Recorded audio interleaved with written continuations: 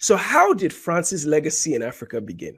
It goes back to people like René Caillé coming to see the great city of Timbuktu. The people of Timbuktu, the people of Mali, Songhai Empire were able to do such great things that word spread. Of course, there's the slave trade aspect, etc. But as far as the France coming to stay aspect, we have to go to the Berlin Conference. As you know, various countries attended. The obvious ones we know, even USA was present, Turkey was present, Russia was present. They were all present. Some took a little bit, some didn't get any. But France, without question, took a huge chunk, in particular in West Africa. We know what the Belgians did, we know what the Portuguese did, but the French did it in such a covert way that it messed up the psyche of African people who were colonized by France. There's the economic power aspect of it, because economic power really is independence. You don't have independence unless you have economic power.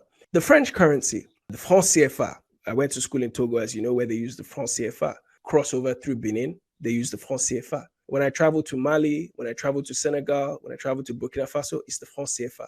Franc. Keep in mind, France gave up the franc in the year 2000 when they joined the euro. So essentially, France is giving them a currency that they don't even use and managing that currency. They're also saying to them that your foreign reserve, keep it in France. So when you want that money, you have to go and apply to us. We'll give it to you, and you pay it back to us in the form of a loan with the interest.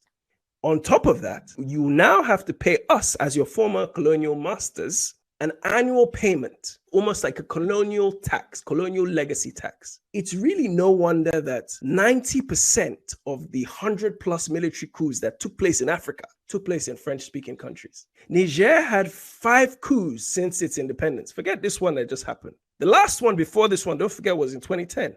Togo had its first coup, in sub-Saharan Africa, French colony, tiny little country. In 1963, they had this coup.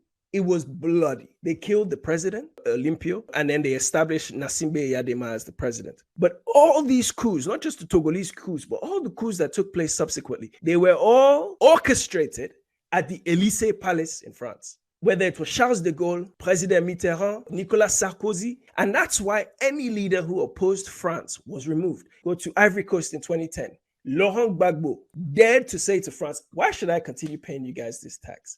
Why should I continue to pay you tax for the presidential palace? It's my country's. It doesn't belong to you. They really embarrassed this man, Laurent Gbagbo. And you see Ouattara waiting in the wings to come and step in and do the bidding of France.